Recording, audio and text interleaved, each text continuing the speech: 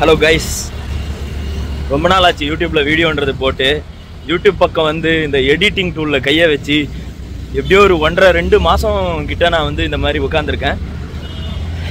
கடந்த ஒரு 2-3 வருஷமாக இந்த யூடியூப்பு அது இதுன்னு சொல்லி வேலையெல்லாம் விட்டுட்டு நடுராத்திரியில் எடிட் பண்ணி நிறைய விஷயங்கள் பண்ணி எனக்கு பிடிச்ச ஒரு விஷயமா இருந்தது. ஸோ அதெல்லாம் பண்ணும்போது நான் கொஞ்சம் ஹாப்பியாக இருந்தேன்.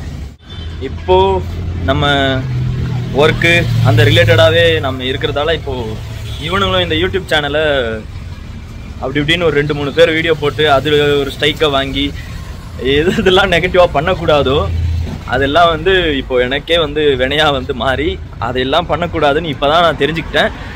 எப்போ காப்பிரைட் ஸ்ட்ரைக்கு, காப்பிரைட் கிளைமு அடி விழும்போது தான் யூடியூப்பில் நிறைய விஷயம் கற்றுக்கலாம். ஸோ அந்த மாதிரி நானும் நிறைய கற்றுக்கிட்டேன். ஆனால் எனக்கு இந்த வீடியோ முன்னாடி பேசுகிற பயம் மட்டும் எப்போவுமே போகலை. அது மட்டும் நான் ரொம்ப நல்லாவே பழகிக்கிட்டேன். இப்போ ஒரு எந்த இன்கமும் இல்லாமல் சும்மா நான் போடுற வீடியோ எதுவுமே அது எப்படியும் நம்ம கண்டென்ட் வந்து ஃபஸ்ட்டு ஒரு கண்டென்ட் போட்டோம். அதுக்கப்புறமா நிறைய விஷயங்களால் என்னால் எங்கேயும் போக முடியல. ஸோ வந்து அதனாலேயே வந்து கண்டென்ட் அப்படியே சேஞ்ச் பண்ணேன். ஸோ இப்படியே மாறி மாறி கடைசியில் எதுவுமே என்னால் போஸ்ட் பண்ண முடியாமல் போச்சு.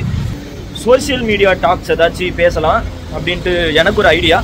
நீங்கள் அது மாதிரி ஏதாவது ஒரு விஷயம் பேசணும் அப்படின்னு ஆசைப்பட்றீங்க அப்படின்னா நீங்கள் சொல்லுங்கள்.